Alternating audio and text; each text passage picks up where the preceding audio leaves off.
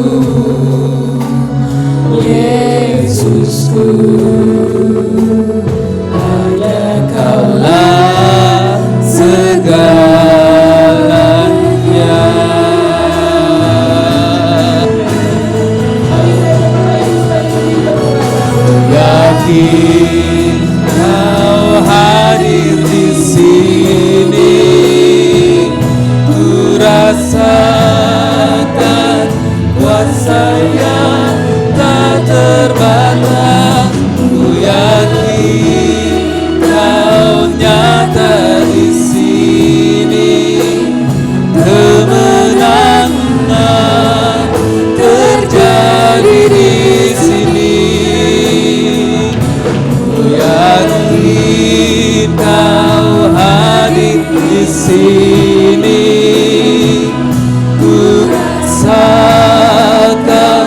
kuasa yang tak terbatas. Ku yakin Kau nyata di sini. Kemenangan terjadi di sini. Segenap jiwaku memuji-Mu. Sungguh besar Kau Yesusku. Segenap hatiku menyembah-Mu. Kau besar, Kau besar. Segenap jiwaku memuji-Mu. Sungguh besar Kau Yesusku. Segenap hatiku menyembah-Mu. Kau besar, Kau besar, Kau besar, Kau besar. Bersama-sama katakan, ku yakin Kau hadir di sini. Ku rasakan kuasa yang tak terbatas. Ku yakin Kau nyata di sini. Kemenangan terjadi di sini. Kami percaya Tuhan. Ku yakin Kau hadir. Ketika kami mengandalkan-Mu Yesus, kami akan melihat kemenangan demi kemenangan terjadi dalam hidup kami. Terima kasih Tuhan. Ku yakin Kau nyata di sini. Kemenangan terjadi di sini. Kesembuhan, kesembuhan terjadi di sini. Pemulihan terjadi di sini. Mari sembah Dia. Kami sembah Kau Yesus. Terpujilah Tuhan. Oh tiada seperti Kau Yesus. Kami mengandalkan-Mu Tuhan. Kaulah perlindungan kami. Kaulah gunung batuku. Kaulah Allahku. Tiada seperti Kau Tuhan. Haleluya. Syukurlah Rama-Rama. Terima kasih Yesus. Oh, dalam Kristus ku percaya ada kemuliaan di balik salibnya. Kan aku nyatakan kebenaran dari-Mu. Kekuatanku, harapanku dalam Kristus. Bersama-sama dengan sahabat dikatakan, dalam Kristus ku percaya ada kemuliaan di balik salibnya. Kan aku nyatakan kemenangan darimu, kekuatanku, harapanku dalam Kristus. Ku percaya ada kemuliaan di balik salibnya, kan aku nyatakan kemenangan darimu, kekuatanku, harapanku. Sekali lagi kekuatanku, kekuatanku, harapanku, kekuatanku, harapanku dalam Kristus. Haleluya. Terima kasih Tuhan, kami mengucap syukur sebab kami memiliki Allah yang hidup dan Allah yang tidak pernah meninggalkan kami. Allah yang selalu menyertai kami di dalam setiap langkah kami dan membawa kami dari satu kemenangan kepada kemenangan, dari satu kemuliaan kepada kemuliaan. Terima kasih Bapa, dan kami tahu Engkau ada di tengah-tengah kami pada pagi hari ini. Kami siap bersuka cita dan bersorak-sorai di dalam Tuhan. Terima kasih Bapa, di dalam nama Tuhan Yesus Kristus kami berdoa. Haleluya. Amin. Sekali lagi berikan sorak-sorai yang paling meriah bagi Yesus Tuhan kita. Bapak Ibu siap bersuka cita di dalam Tuhan. Amin. Lihat samping kanan kiri, depan belakang, berikan senyum, berikan tos, berikan salam.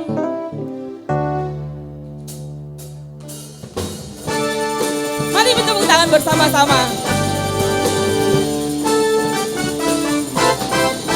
Oh, Dia Tuhan yang bertahta di atas pujian umatnya.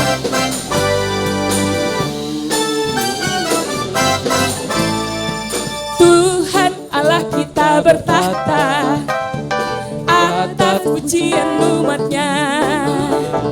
Tuhan Allah kita bertahta atas pujian umatnya. Oh, bila Allah hadir di tengah kita, kuasanya mengalir dengan dahsyatnya.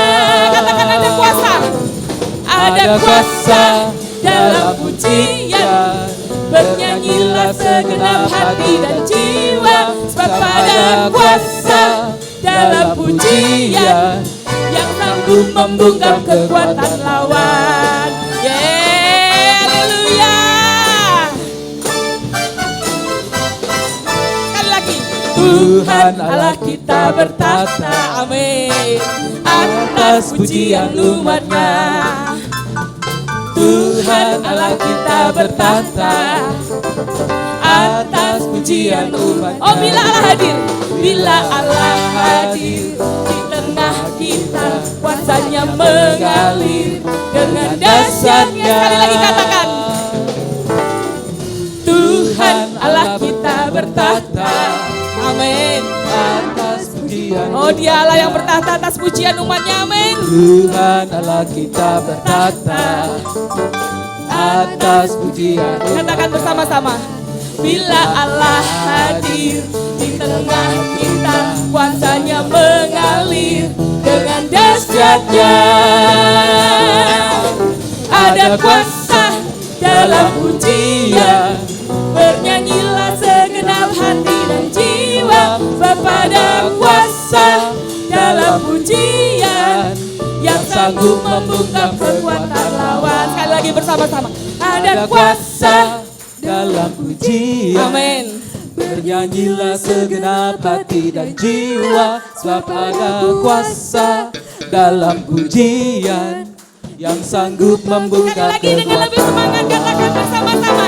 Ada kuasa dalam pujian, bernyanyilah segenap hati dan jiwa, sebab ada kuasa dalam pujian yang sanggup membungkam kekuatan lawan, yang sanggup membungkam kekuatan lawan, yang sanggup membungkam kekuatan lawan.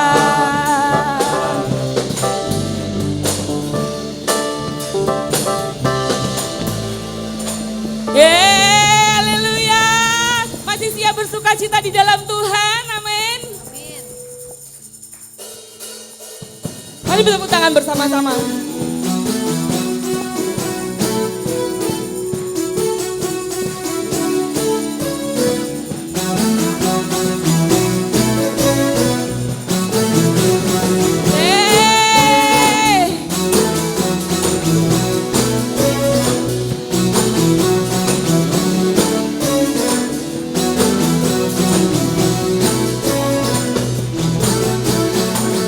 Pelukis cakrawala merangkai jagat raya, pencipta alam semesta,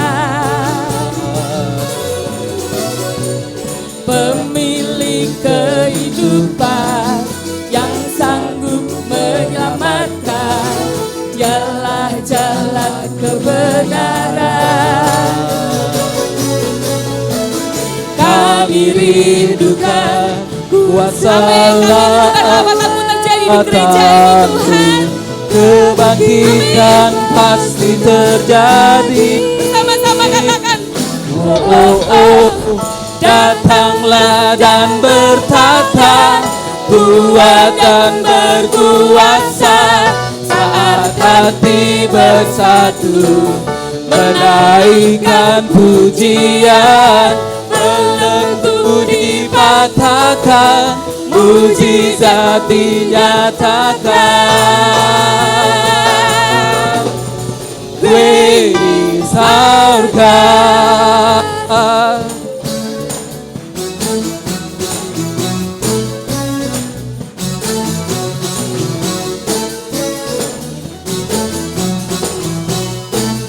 sekali lagi katakan, pemilik kehidupan. Pemilik kehidupan yang sanggup menyelamatkan, dialah jalan kebenaran. Oh, kami nyatakan, Kami rindukan kuasa lawananmu, kebangkitan pasti terjadi. Datanglah dan bertata, kuat dan berkuasa, saat hati bersatu, menaikkan pujian, belenggu dipatahkan, mujizat dinyatakan. Great is our God. biar musik memuji Tuhan.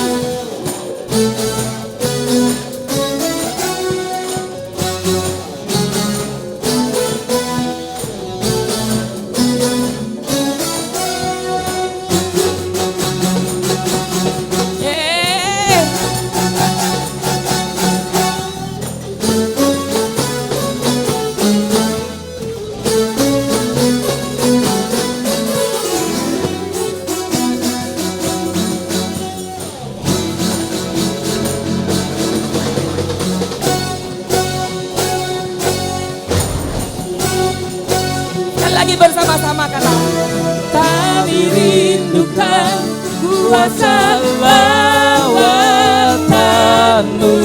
kebangkitan pasti terjadi. Datanglah dan bertata, kuat dan berkuasa, saat hati bersatu, menaikkan pujian, belenggu dipatahkan, mujizat dinyatakan. Sama-sama katakan, Great is our God. haleluya. Bapak Ibu dipersilakan duduk kembali.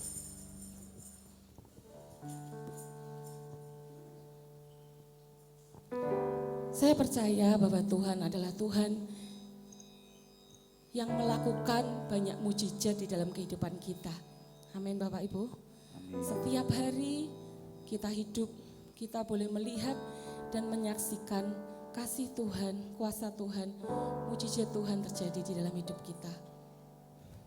Mari bersama-sama kita pujikan pujian ini.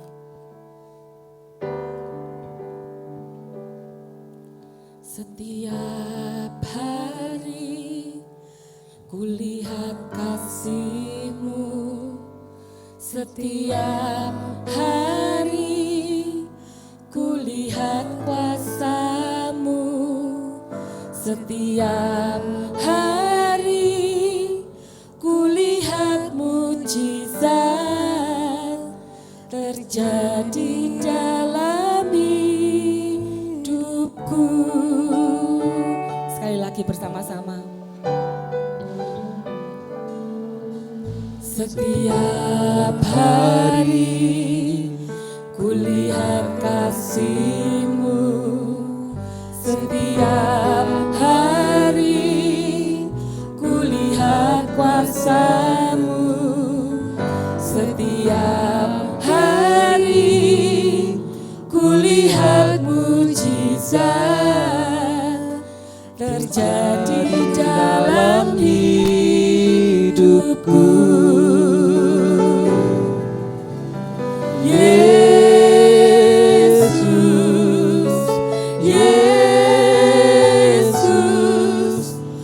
Cinta Kau lebih dari segala yang ada, hanya Yesus,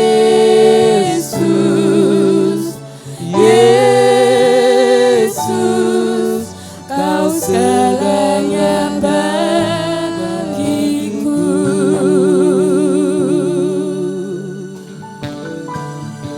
Sekali lagi katakan bersama-sama. Setiap hari kulihat kasih-Mu, setiap hari kulihat kuasa-Mu, setiap hari kulihat mujizat terjadi dalam hidupku.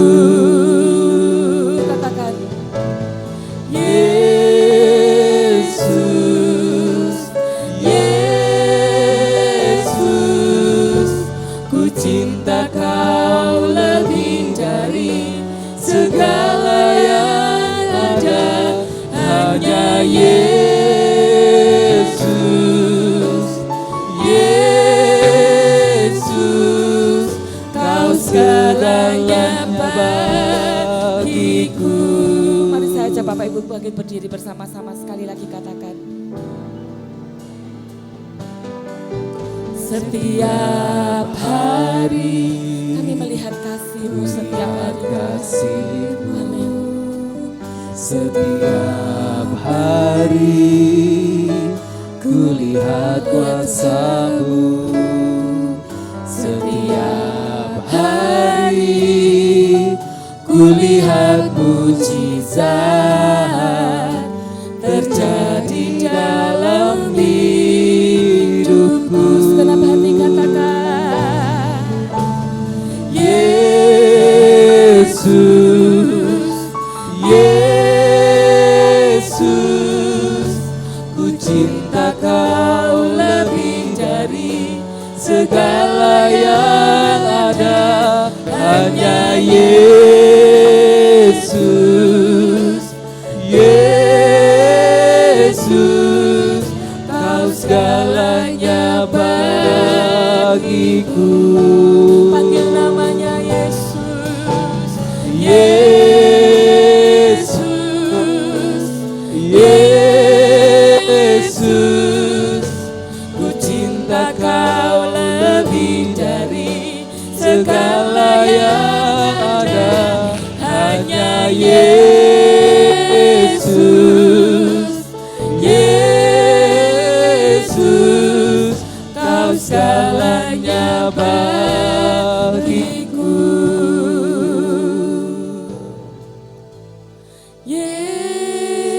Yesus,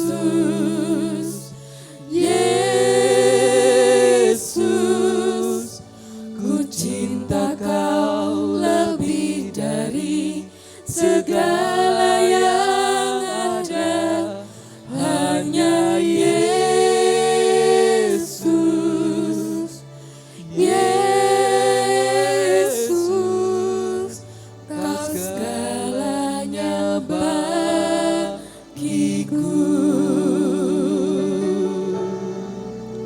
Kau segalanya bagiku.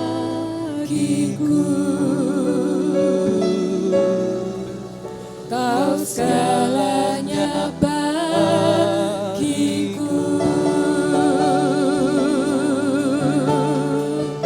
Mari sembah Dia.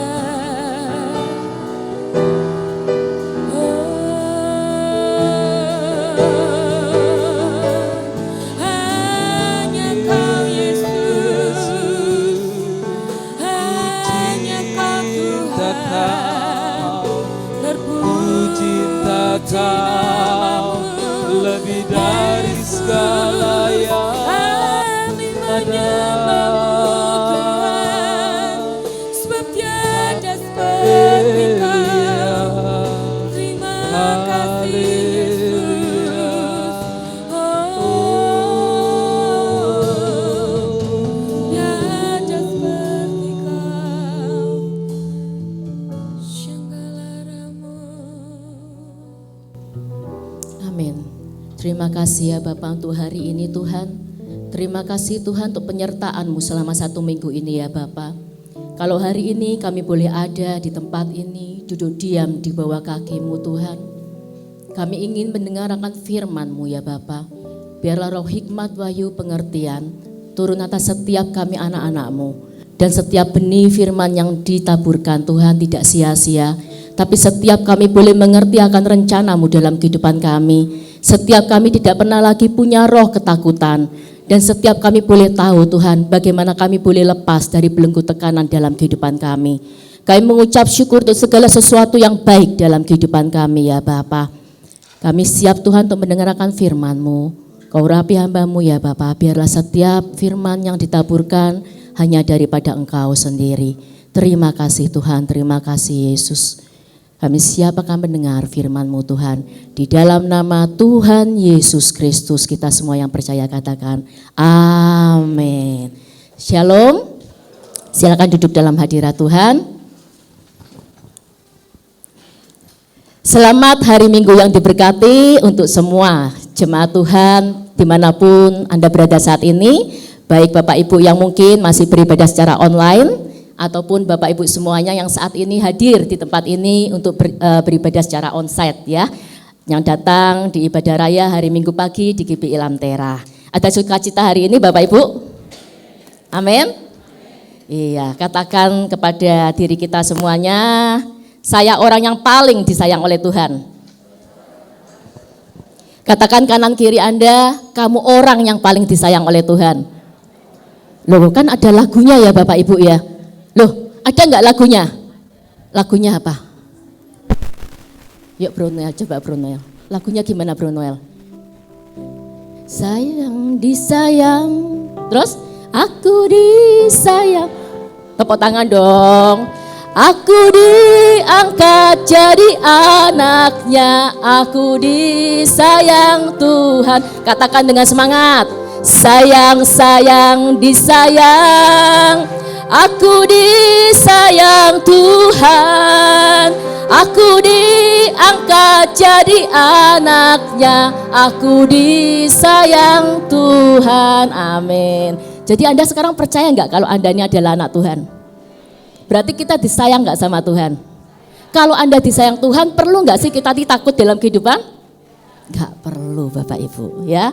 Nah, saya yakin bahwa perjumpaan kita dengan Tuhan secara pribadi itulah yang akan memberikan kekuatan dalam kehidupan kita. Ya, tidak ada satu orang pun atau siapapun atau apapun di dalam dunia ini yang bisa memberikan kita semangat, yang memberikan kita kekuatan, yang memberikan kita damai sejahtera selain kita ada dalam hadirat Tuhan. Amin. Ya. So Bapak Ibu semuanya, setiap kita itu pasti pernah punya masalah atau tekanan dalam kehidupan kita. Ya. Tapi seberapa besar pun persoalan Anda, seberapa besar pun masalah dalam kehidupan Anda, kalau Anda itu ada dalam hadirat Tuhan, di dalam Yesus semua masalah itu ada jalan keluarnya. Itu yang harus Anda pegang sampai kapanpun. Ya. Jadi masalah seberat apapun, kalau ada dalam hadirat Tuhan, maka ada Yesus di sana. Saat ada Yesus di sana, maka ada jalan keluar. Ya, saya pengen tanya ini, siapa di tempat ini yang pernah punya masalah? Ada? Ada? Tuh, saya aja angkat tangan kok ya. Kalau nggak ada berarti kita pulang aja, nggak jadi ya firman hari ini. Ya, setiap kita pasti pernah punya masalah dalam hidup kita. Setiap kita pasti pernah punya tekanan dalam kehidupan kita. Ya Bapak Ibu semuanya. Jadi jangan pernah berpikir bahwa masalah itu cuma punyanya jemaat. Kalau pendeta itu enggak punya masalah gitu ya. Kebetulan Bapak Ibu, kalau saya memang juga masih ada di dunia sekuler. Saya juga masih berhubungan dengan kegiatan maksudnya tetap ada bisnis gitu ya.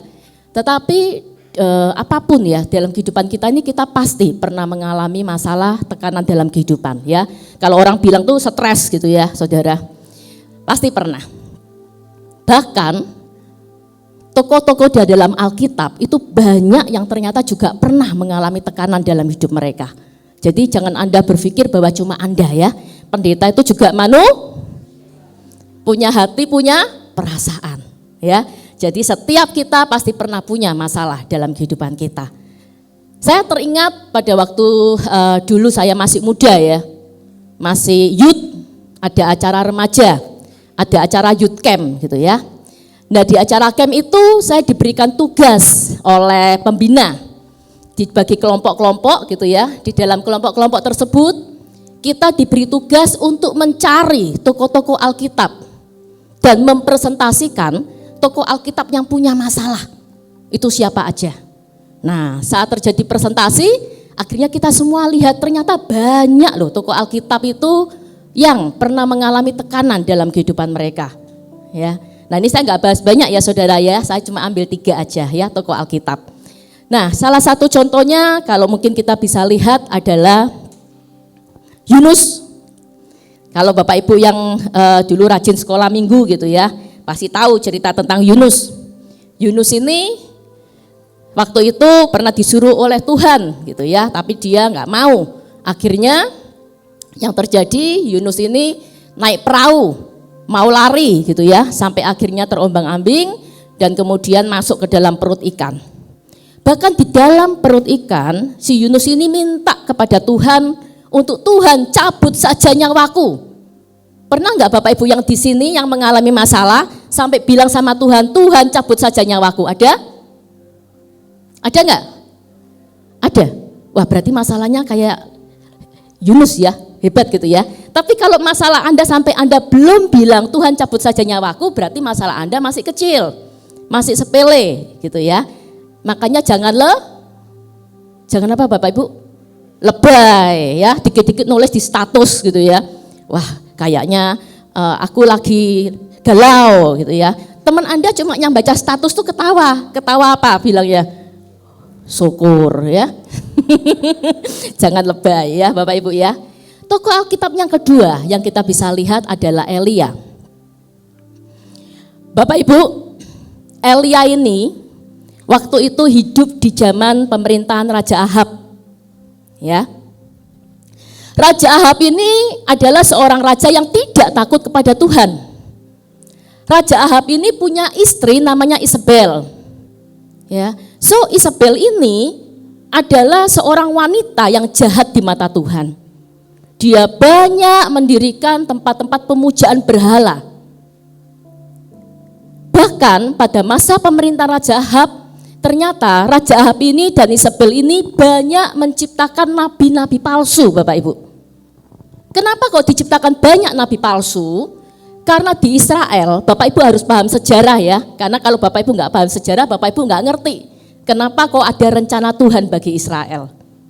Nah, pada pemerintahan Raja Ahab itu, Raja Ahab dan Isabel ini banyak membuat nabi-nabi palsu. Karena Israel itu adalah negara waktu itu pemerintahnya teokratis.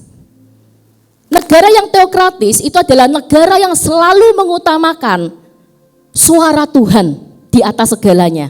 Artinya kalau seorang raja bilang A, sedangkan seorang nabi bilang B, maka yang dipercaya adalah suara nabinya. Paham ya? Nah disitulah Raja Ahab itu kurang suka hati.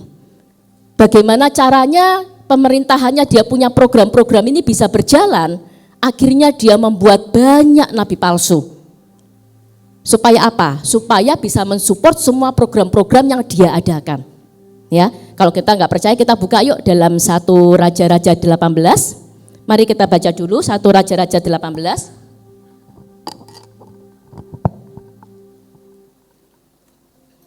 1 Raja-Raja 18, tolong dibuka.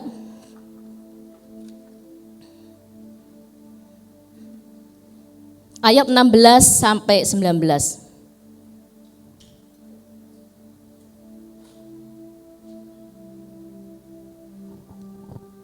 Nah, lalu pergilah Obadya menemui Ahab dan memberitahukan hal itu kepadanya. Kemudian Ahab pergi menemui Elia. Lanjut, Bapak Ibu yang baca.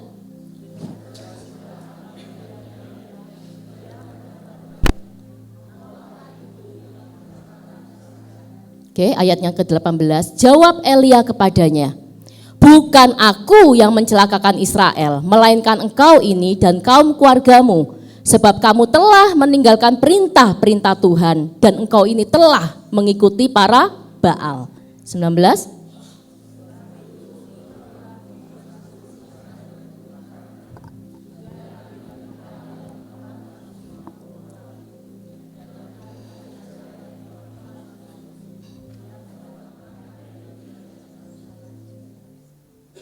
Kalau saudara baca, berapa nabi-nabi ya palsunya saudara? 450 orang. 450 orang itu banyak atau sedikit saudara? Pada saat Elia tinggal dia sendiri, Tuhan berkata kepadanya, engkau harus membunuh, menghilangkan semua nabi-nabi Baal itu, nabi-nabi palsu itu. Ya, membunuh orang satu itu gampang atau susah saudara? Apalagi membunuh 450 orang ya saudara ya. Itu enggak gampang. Tapi pada waktu itu Elia mengikuti apa yang Tuhan sampaikan. Ya, dia habisin semua nabi-nabi palsu itu sejumlah 450 lebih, ya, itu habis semua. Setelah Elia melakukan apa yang Tuhan suruh, Ahab yang melihat itu, Ahab cerita sama istrinya, si Isabel itu, ya. Isabel, semua nabi palsumu sudah dihabisin sama si Elia. Udah enggak ada semua. Isabel yang waktu itu mendengar cerita dari Ahab, dia langsung berkata, lihat ya, kalau sampai besok pada jam yang sama hari ini, si Elia itu enggak meninggal dunia, jangan panggil aku Isabel. Artinya apa? Dia mengatakan bahwa dia lebih berkuasa, Isabel itu. Ya, mendengar hal itu, Elia kan dengar nih ada kabar bahwa dia akan dibunuh sama Isabel. Elia ketakutan saudara. Elia lari ke padang gurun. Dia ketakutan. Coba Anda bayangkan, Elia itu ngalahin 450 aja gak ketakutan, betul gak? Kenapa kok dia ketakutan hanya gara-gara satu orang wanita yang mengatakan ingin membunuh dia? Padahal kalau dipikir, banyak sekali waktu sebelumnya dia itu dikejar oleh Raja Ahab, dikejar sama nabi-nabi palsu yang 450 orang, dia gak takut. Tapi waktu Isabel ngomong seperti itu dia ketakutan. Kenapa saudara? Karena dia sudah kelelahan. Makanya saudara, sebetulnya stres itu awalnya biasa saudara. Ya, masalah stres dikit-dikit, tapi karena ada kelelahan, ya, akhirnya Anda punya tekanan dalam kehidupan Anda.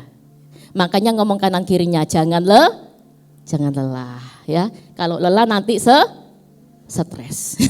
Ya, jangan lelah, nanti kalau kelelahan nanti stres, ya. Orang itu apalagi kalau yang lelah itu hatinya saudara, ya. Kalau yang lelah itu cuma apa ya, tenaganya gitu ya saudara ya. Itu paling tidur bawaannya. Bener enggak? Saya pernah menghadapi konseling waktu di pekerjaan gitu ya. Ada salah satu pengusaha, dia tuh konseling, ngobrol gitu ya. Poinnya adalah, Bu, saya ini susah banget untuk bisa tidur. Ada di sini yang kurang bisa tidur? Sering nggak bisa tidur gitu? nggak ada yang ngaku gitu ya. Nah, saya ini sering sekali nggak bisa tidur Bu gitu ya. Nah, saya ketawa saudara, saya jawab karena saya juga pernah ngalami ya. Kalau orang itu nggak bisa tidur itu kurang capek saudara, kurang lelah ya. Saya bilang sama dia, Ibu kalau nggak bisa tidur berarti kurang lelah. Kok bisa Bu? Ya coba Ibu, rumahnya Ibu kan besar ya, misalkan Ibu 3 lantai, Ibu nyapu ngepel 3 lantai 3 kali gitu ya. Pasti setelah itu Ibu langsung rasanya lelah capek ya. Kalau yang capek tenaganya tuh biasanya bisa tidur saudara ya. Nah, tapi beda kalau yang capek ini adalah hati dan pikirannya. Si Elia ini enggak cuma capek tenaga saudara, dia ini capek hati dan capek pikiran. Habis membunuh 450 gitu ya, terus kemudian dia capek hati, capek pikiran, sampai dia lari ke padang gurun. Jadi semua tokoh Alkitab pernah mengalami tekanan dalam hidupnya. Ya, kalau Anda nggak percaya, mari kita buka coba 1 Raja-Raja 19, tolong dibuka. 1 Raja-Raja 19 ayat 1 sampai 4. Ayat 1 sampai 4.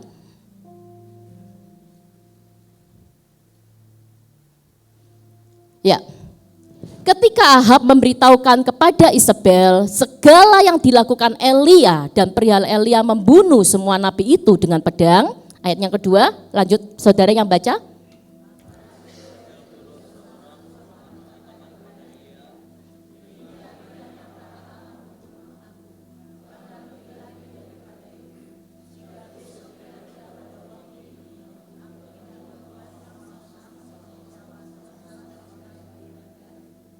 Yang ketiga, maka takutlah ia lalu bangkit dan pergi menyelamatkan nyawanya.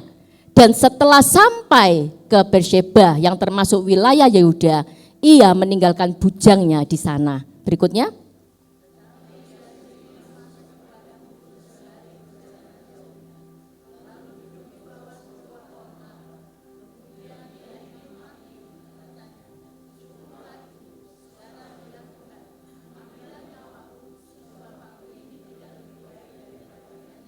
Oke, stop sampai di sini ya. Sampai Elia ngomong apa? Ia duduk di bawah pohon ara, kemudian ia ingin mati rasanya. Katanya, cukuplah itu sekarang ya Tuhan. Ambillah nyawaku, sebab aku ini tidak lebih baik daripada nenek moyangku. Artinya setiap tokoh Alkitab pernah mengalami tekanan dalam hidup mereka. Ya, jadi kalau setiap kita merasa bahwa kita ini sendirian, kayaknya orang lain nggak punya tekanan, ingat. Semua orang itu pernah mengalami tekanan dalam kehidupan mereka. Ya, contoh lagi tokoh Alkitab yang ketiga, yaitu Daud.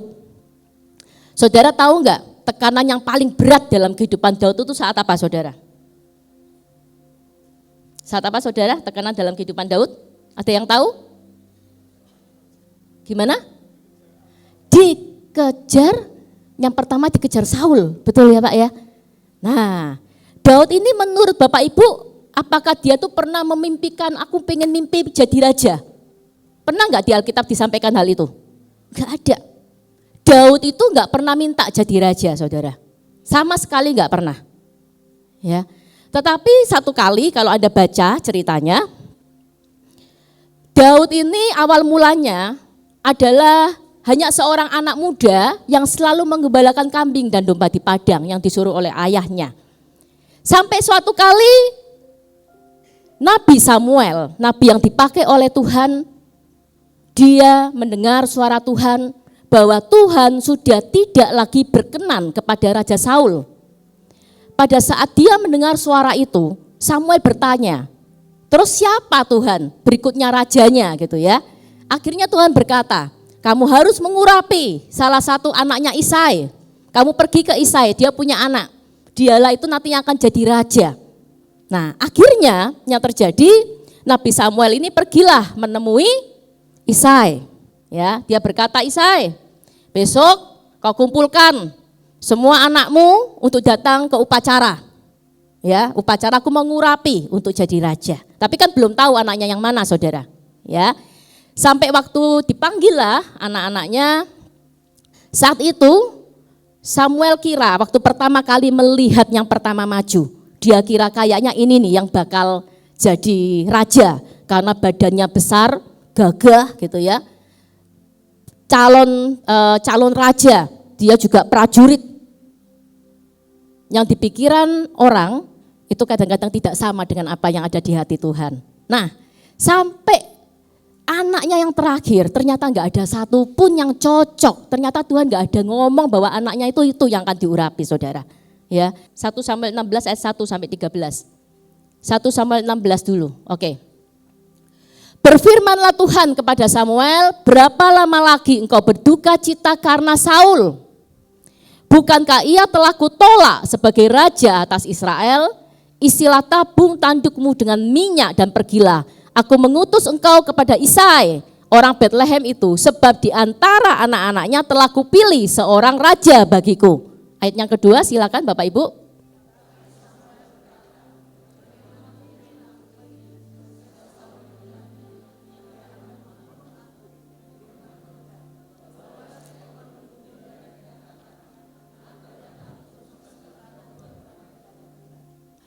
Kemudian undanglah Isai ke upacara pengorbanan itu. Lalu aku akan memberitahukan kepadamu apa yang harus kau perbuat. Urapilah bagiku orang yang akan kusebut kepadamu. Ayat yang keempat.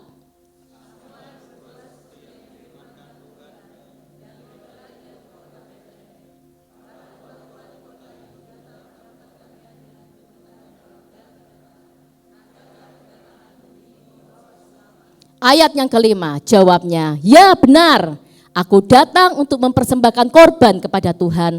Kuduskanlah dirimu dan datanglah dengan daku ke upacara pengorbanan ini.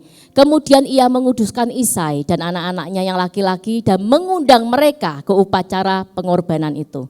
Berikutnya.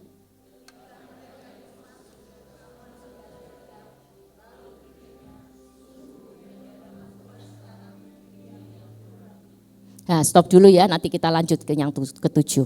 Saudara, kalau saya bisa gambarkan, waktu Isai menerima pesan Tuhan lewat Nabi Samuel, Isai mempersiapkan anak-anaknya. Pastinya disuruh mandi, dandan yang ganteng gitu ya, pakai pakaian yang terbaik. Terus kemudian si Daud bertanya, ayah, kira-kira aku pakai baju yang mana ya? Kemudian si Isai ngomong, kamu gak usah ikut, kamu tuh masih kecil. Kamu nggak punya latar belakang background seorang prajurit. Kamu itu loh menggembalakan aja ke padang, tuh domba sama kambingmu. Kira-kira kalau saudara menjadi Daud, saudara sakit hati nggak? Kepahitan nggak? Kepahitan nggak saudara? Hah? Kepahitan nggak saudara? Mantuk-mantuk kepahitan ya, betul ya. Berarti memang kita semua dasarnya kita ini manusia gampang kepahitan ya. Tapi ternyata Daud ini nggak kepahitan saudara. Waktu ayahnya menyuruh dia pergi ke padang gurun, dia nggak kepahitan. Kalau Anda baca kisahnya, Daud tetap ke padang dan menggembalakan kambing domba. Dia tetap memuji Allah. Ya, Daud ini adalah orang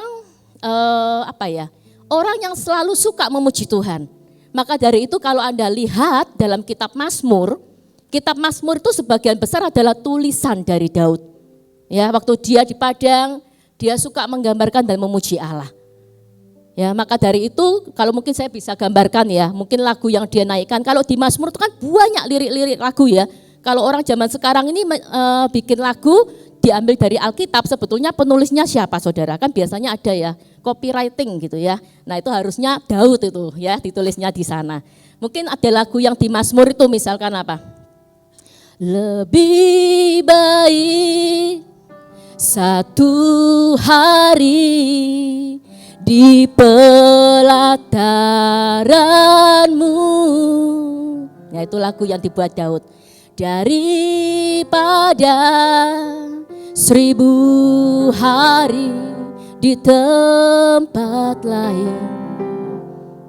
Waktu saudara punya masalah gak usah kepahitan, naikkan pujian ini.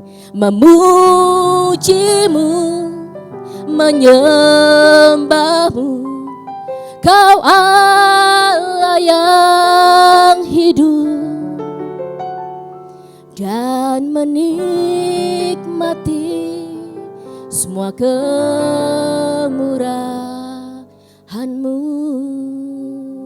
Waktu Daud menaikkan pujian gitu ya, hatinya langsung tenang saudara. Gak ada kepahitan, gak ada kejengkelan, gak ada iri hati. Ya, inilah yang dilihat oleh Tuhan dalam hidupnya dia. Ya, kita coba lanjutkan ayat yang tadi ke-17.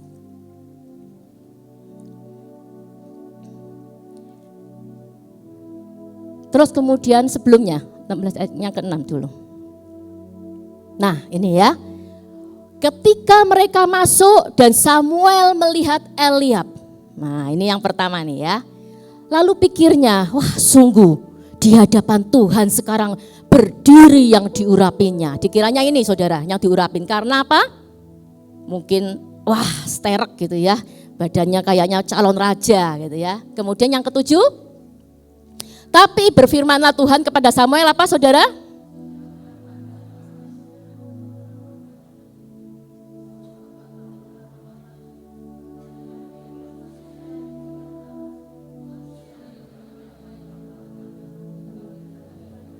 Ya, stop ya. Tapi berfirmanlah Tuhan kepada Samuel, janganlah pandang parasnya atau perawakannya yang tinggi, sebab aku telah menolaknya. Bukan apa yang dilihat oleh manusia, tapi apa yang dilihat Allah. Manusia melihat apa yang di depan mata, tapi Tuhan melihat hati. Ya. Kemudian berikutnya, lalu Isai memanggil siapa? Abinadab dan menyuruhnya lewat di depan Samuel. Tapi Samuel berkata, orang ini pun tidak dipilih oleh Tuhan. Berikutnya, kemudian Isai menyuruh Syama lewat. Tapi Samuel juga berkata, orang ini pun tidak dipilih oleh Tuhan. Berikutnya, demikianlah Isai menyuruh ketujuh anaknya lewat di depan Samuel. Tapi Samuel berkata, semuanya ini tidak dipilih Tuhan. Ya, cukup. Nah, saudara, sampai si Samuel ini bertanya sama Tuhan, yang mana Tuhan? Gak ada semua. Akhirnya Samuel bertanya kepada Isai, Isai, apakah kamu masih punya anak lagi? Dijawab, masih ada satu. Ya, tapi dia di padang, lagi mengembalakan kambing dan domba. Kemudian si Samuel bilang, ya sudah, kalau gitu panggil anakmu. Tapi si Isai mengatakan dia itu masih kecil. Ya. Tapi saudara, message yang bisa disampaikan dalam firman ini adalah kalau di mata dunia Anda itu tidak diperhitungkan sama dunia ya, sama manusia. Tapi Tuhan itu beda. Tuhan tidak melihat apa yang dilihat manusia, tapi Tuhan melihat hati. Ya, makanya saudara, kita ini kalau mau diberkati Tuhan, kalau mau kita ada dalam lindungan Tuhan, Anda harus yang namanya menjaga hati itu susah atau gampang? Tak jawab sendiri saudara, susah. Ya, nggak mudah untuk menjaga hati. Anda nggak bisa Anda nggak bisa melarang orang membicarakan Anda seperti apa, itu nggak bisa. Ya, karena mulut-mulutnya dia sendiri, betul? Ya, tapi Anda bisa menjaga hati. Ya, menjaga hati itu tidak mudah sekali. Makanya saya pernah satu kali gitu ya, Bu, ada orang loh Bu yang ngomongin tentang ibu. Ya saya tanya toh ya, jelek atau bagus, bener nggak? Kan ada dua, bagus apa jelek? Wah, yang jelek Bu. Ya ngomong tentang apa? Wah ini waktunya nggak cukup Bu, kayaknya kita butuh 2 jam untuk bicara, kita ke kafe dulu ya Bu ya. Wah kalau begitu saya nggak punya waktu saudara. Kalau daripada saya nggak bisa jaga hati, dengar omongan kanan kiri ya, lebih baik saya tidak mendengar. Ya, makanya Tuhan tuh kasih kita 2 tangan saudara. 2 tangan itu untuk apa? Nutup telinga kanan kiri gitu ya. Kalau nanti saudara dikasih 1 tangan lagi bahaya, bisa nampar mulut orang nanti ya. Jadinya makanya dikasih cuma 2 tangan, saudara. Ya, nah Daud ini tidak diperhitungkan secara manusia. Di mata manusia dia tidak diperhitungkan sama sekali. Tapi di mata Tuhan dia diperhitungkan karena dia menjaga hatinya tetap lurus di hadapan Tuhan. Ya, pada waktu diminta untuk dipanggil, ya semua anaknya dipanggil, terus kemudian Daud juga diminta untuk dipanggil. Daud ini waktu mau dipanggil saudara, message-nya juga ingin saya sampaikan. Nabi Samuel tuh ngomong seperti ini saudara, kalau kamu gak panggil anak ini, acara gak akan dimulai, acara pengurapan gak akan dimulai. Ya, Message apa yang sebetulnya ingin disampaikan? Dimanapun Anda berada, kalau engkau menjaga hatimu, Tuhan akan cari engkau. Amin. Tuhan yang promosikan engkau. Daud itu sudah disembunyikan di padang.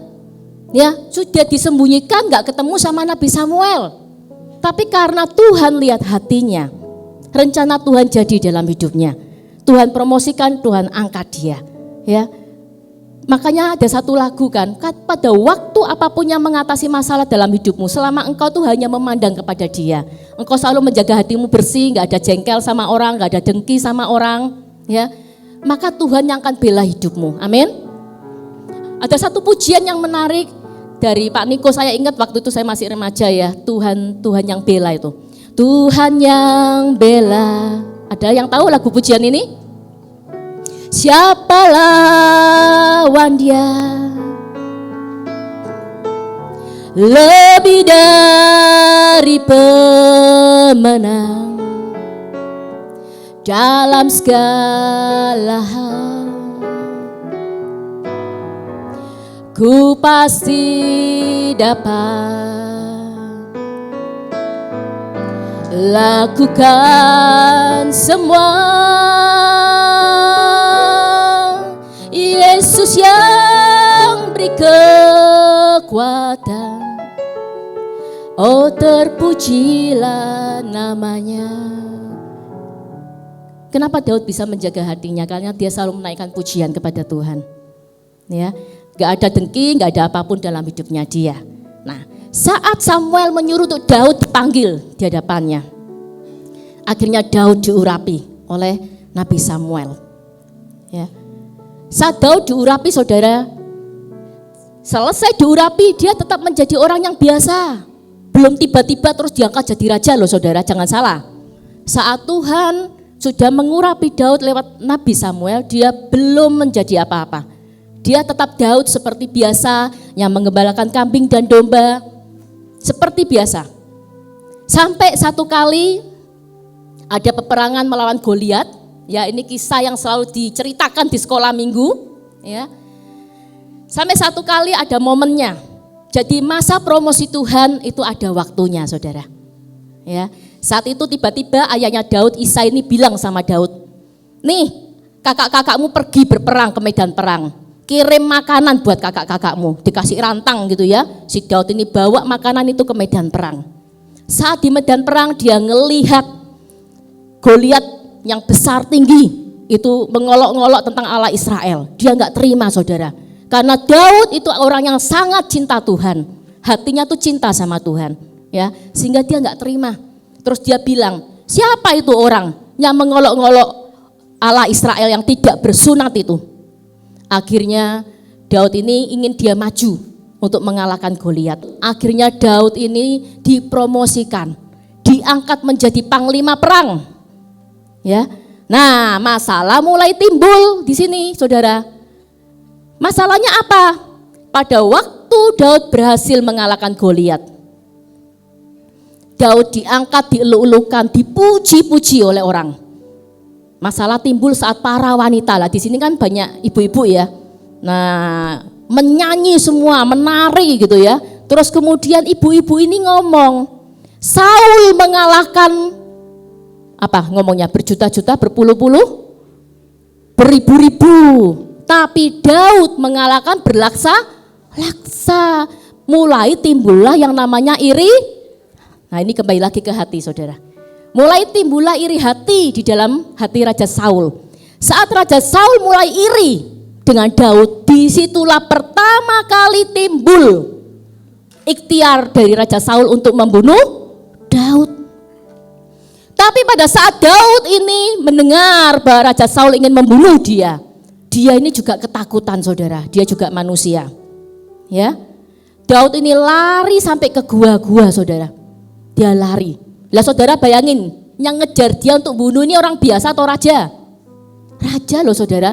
Lah kalau hari ini Anda dikejar-kejar sama pemerintahan, kira-kira Anda ketakutan enggak? Apalagi CCTV ya sekarang di mana-mana ya. Zaman itu tuh yang ngejar dia tuh raja, bukan orang biasa. Jadi dia sangat ketakutan. Tapi ingat, promosi Tuhan, rencana Tuhan itu nggak pernah gagal dalam hidup saudara. Amin. Saat Daud mengalami kondisi seperti itu, Saul yang ngejar dia itu bisa tertidur di dalam gua di tempat di mana Daud ada di sana. Nah, timnya Daud yang biasa ngawal Daud bilang, Daud, ini Raja Saul diberikan Tuhan di depan matamu, bunuh dia. Disuruh bunuh kan saudara? Mau di depan matanya dia lagi tidur kok, gampang gak untuk bunuh dia? Gampang. Tapi apa yang dilakukan oleh Daud? Daud tidak membunuhnya. Dia hanya memotong pucuk jubahnya.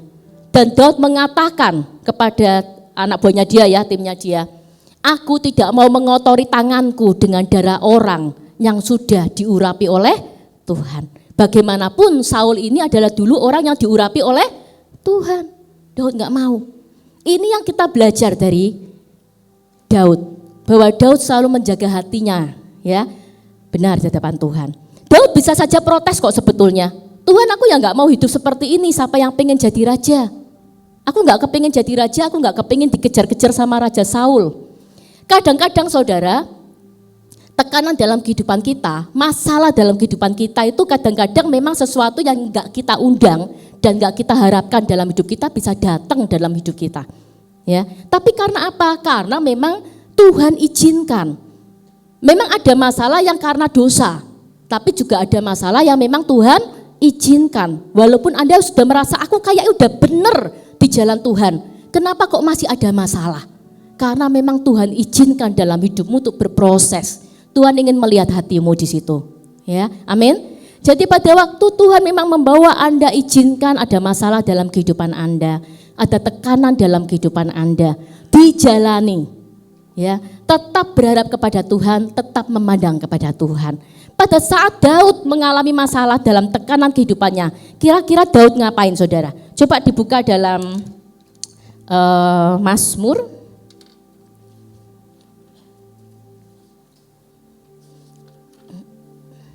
Mazmur 43 ayat 5.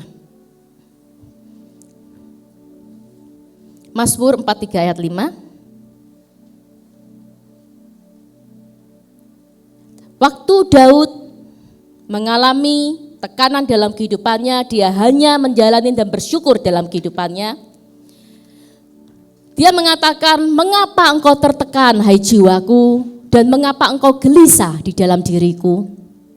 Berharaplah kepada Allah, sebab aku bersyukur lagi kepadanya, penolongku dan Allahku. Saudara, dalam kehidupan ini kalau saudara mengalami masalah, ya, memang kita suami istri kadang mesti harus cerita ya dengan pasangan hidup kita. Seorang anak cerita kepada orang tuanya, yaitu memang terjadi lumrah ya. Tapi ingat saudara, kalau ditanya orang pertama yang bisa menolong Anda, orang loh ya, saya nggak ngomong Tuhan. Orang pertama yang bisa nolong Anda itu sebetulnya dirimu sendiri saudara. Kalau engkau ini punya tekanan, engkau stres, terus engkau drop, engkau nggak bisa membuat jiwamu untuk bangkit, maka engkau akan terpuruk dalam. Daud mengatakan kepada dirinya sendiri, mengapa engkau tertekan hai jiwaku? Kalau saya boleh gambarkan di depan kaca gitu ya, misalkan kita lagi stres, terus kita lihat diri kita, terus kita ngomong, mengapa engkau tertekan hai jiwaku, dan mengapa engkau gelisah? Berharaplah kepada Allah, sebab aku bersyukur lagi kepadanya, penolongku dan Allahku. Dia ngomong ya, saudara kalau misalkan ngomong dengan pasanganmu, terutama ibu-ibu ya, ibu-ibu jangan selalu menuntut suamimu untuk ngertiin kamu. Ya, kenapa para wanita? Karena kan sering dibilang ya, kalau wanita itu selalu pakai perasaan, kalau pria pakai logika. Jadi Anda lagi jengkel, mengharapkan pasangan hidup Anda nyayang-nyayang Anda, tiba-tiba yang dilakukan waktu Anda lagi cerita, terdengar suara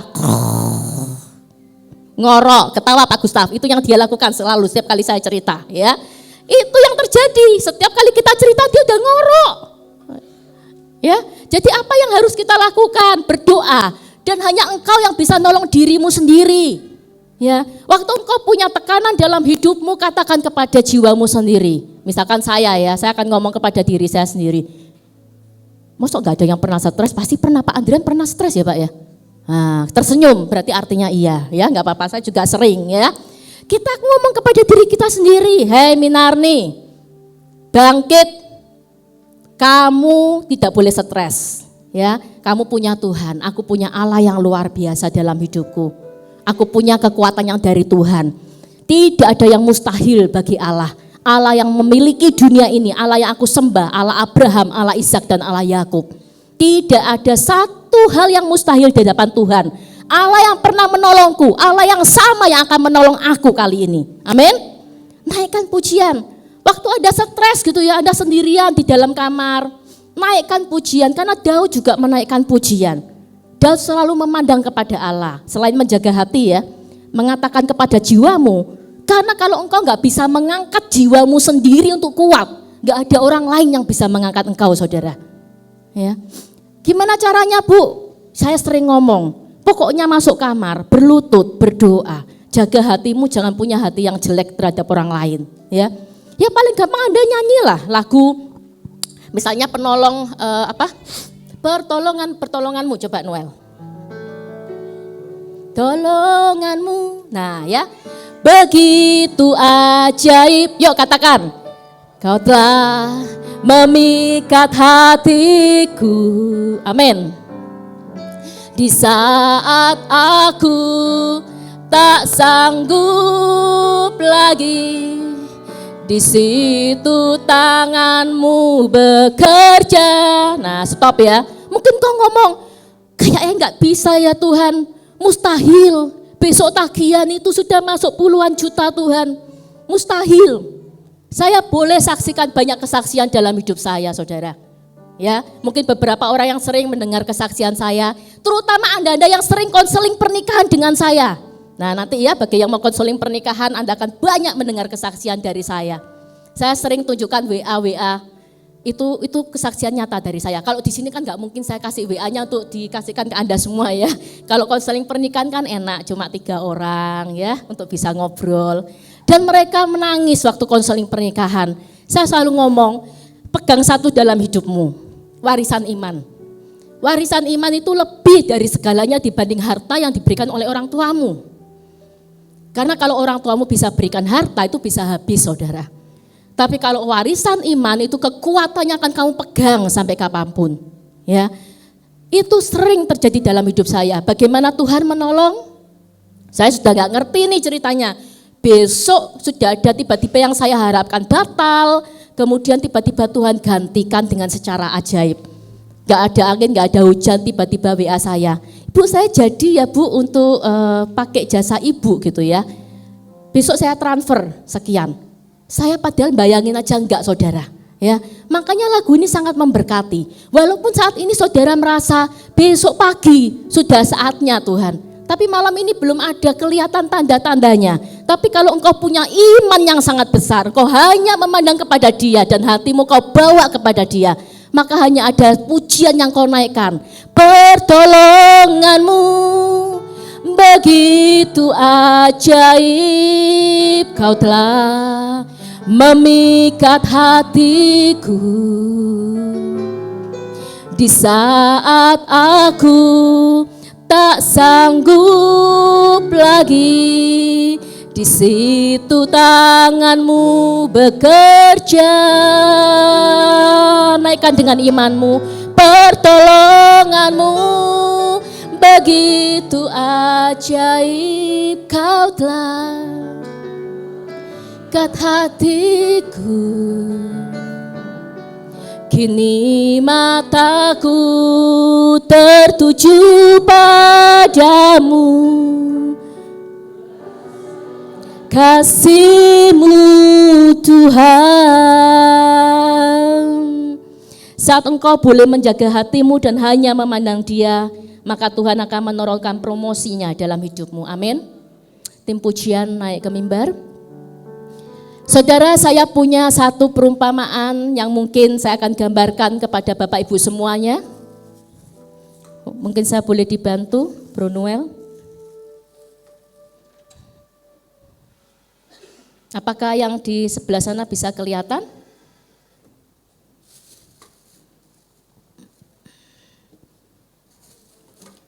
Saya punya perumpamaan yang sedikitnya mungkin bisa Anda lihat ya. Ya, ini mainan ya. Anda jangan lihat, masa Bu Minar ini punya mainan ini. Ya, ini mainan dari anak saya ya saudara. Waktu Valentine saya dikasih ini saudara. So cute ya. Nah, ini baby ya. Ini bayi. Oke. Bayi ini seperti kita manusia. Oke. Bayi ini bisa ke sana ke sini, merangkak gitu ya. Ini bayinya agak cerewet ya. Ngomong terus ya saudara. Dia bisa jalan saudara. Dia bisa jalan, ya. Tapi apakah dia bisa mengambil mainan yang di sini, saudara? Enggak bisa, ya. Tapi waktu ayahnya menaruh dia di sini, bayi ini bisa meraihnya. Cukup ya, Dek, cukup ya, gitu ya. Kata TikTok kan gitu sekarang, cukup ya, Dek, cukup ya. Nah, apa yang Anda tangkap? Tuhan mau sampaikan bahwa kita ini, perumpamannya saya lihat di sosial media bagus banget ya. Perumpamaan ini tuh artinya bahwa kita sebagai manusia tuh bisa kemanapun ya. Tapi kalau enggak Tuhan yang buka pintu berkatnya untuk kita, maka kita itu nothing saudara. Anda harus paham itu. Kalau bukan Tuhan yang menurunkan pintu berkatnya ke kita, Anda itu nothing ya. Maka dari itu dikatakan bahwa berkat Tuhanlah yang menjadikan kaya, susah payah tidak akan menambahinya. Bukan artinya Anda tuh malas-malesan, enggak sama sekali.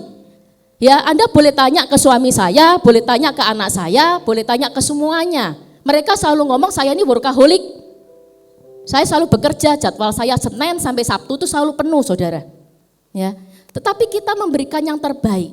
Tapi yang mau disampaikan adalah waktu engkau bekerja dengan sangat keras, waktu engkau bekerja memberikan yang terbaik, ya. Tapi ingat berkat Tuhan, berkat itu dari Tuhan bukan dari kita.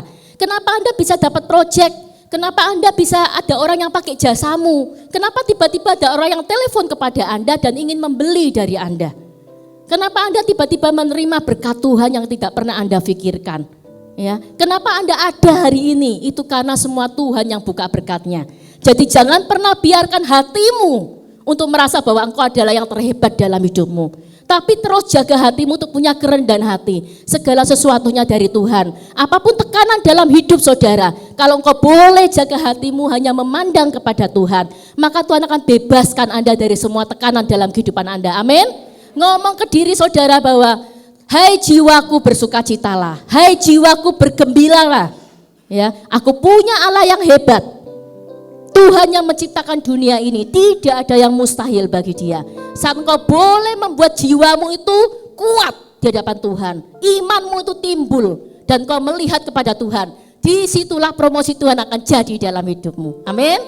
Meskipun 1000 tangan manusia menarikmu jatuh, namun Tuhan yang bela, tangannya sanggup membuatmu naik ke gunung. Percayalah Tuhan yang bela. Mari kita berdiri Bapak Ibu semuanya. Katakan lagu ini, naikkan lagu ini dari hatimu. Yes Lord.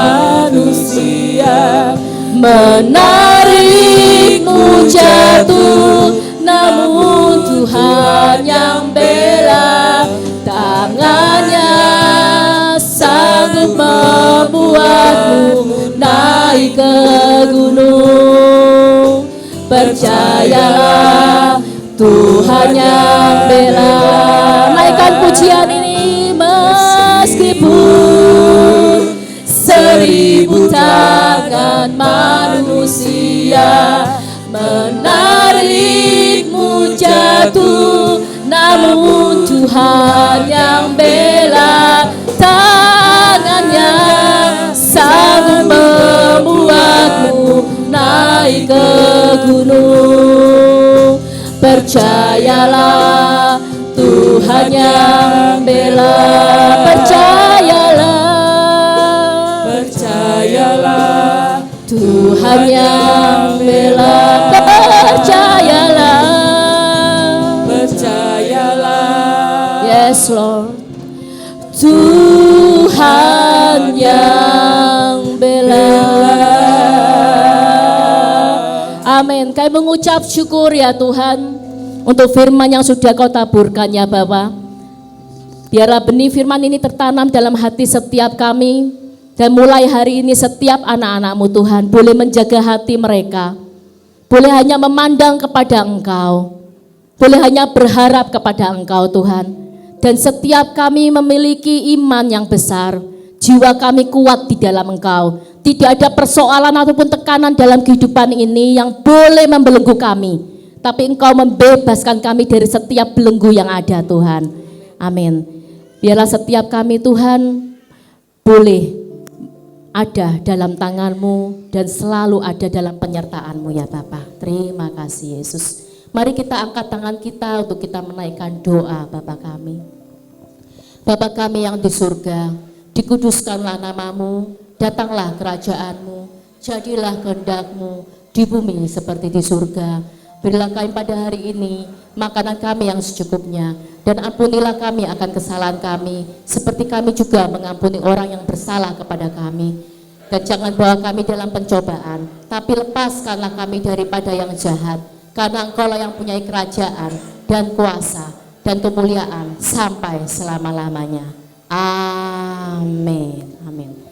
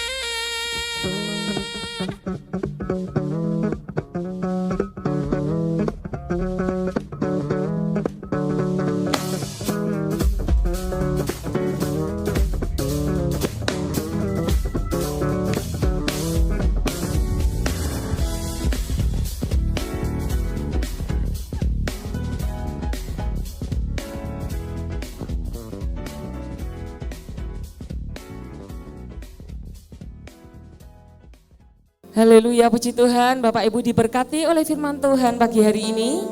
Amin. Saya diberkati luar biasa. Pada pagi hari ini kami juga mau menyambut Bapak Ibu yang baru pertama kali hadir di tempat ini. Adakah? Oh, ada seorang Bapak Ibu di sana.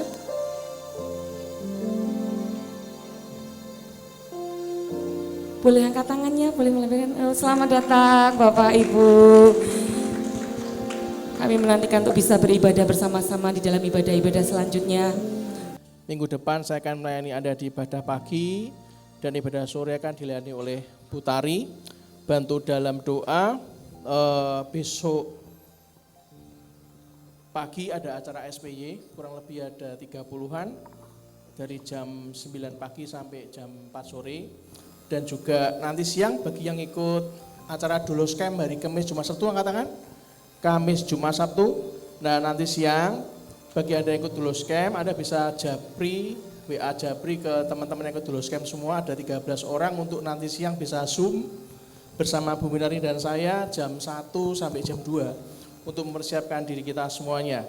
Nah, pulang dari Dulos Camp, saya percaya tentara-tentara Tuhan yang sudah siap untuk on fire dalam Dia, menyukakan hatinya, pulang akan menyukakan bagi Tuhan semuanya dan siap untuk melayani all out. Yang setuju katakan yes. Mari kita bangkit diri sama-sama. Siapkan hati Anda untuk minggu depan. Kita lanjutkan pengajaran tentang apa yang harus kita lakukan untuk kita menyukakan hati Dia. Angkat persembahan di hadapan Tuhan, saudara. Tanya sama Roh Kudus berapa yang harus kita kembalikan, kita persembahkan. Anda juga bisa melalui transfer ataupun juga melalui QR Code. Mari kita angkat tangan kita, Bapa, ini tangan-tangan kami yang terangkat Tuhan. Terima kasih untuk semuanya. Biarlah semua yang kami ada dalam kehidupan kami persembahkan untuk kemuliaan nama-Mu Tuhan. Biarlah Tuhan, Kau selalu pimpin kami.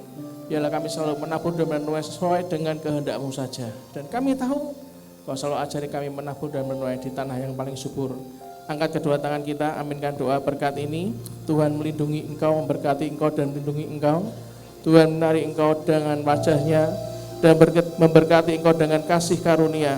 Tuhan menghadapkan wajah-Nya kepadamu dan memberi Engkau damai sejahtera. Diberkatilah seluruh isi hidup pernikahanmu, diberkatilah orang tua, mertua dan semua keturunanmu, diberkatilah masa studimu, diberkatilah pekerjaan dan pelayananmu, diberkatilah masa pensiunmu, semua dalam kendali dan kuat kuasa Allah.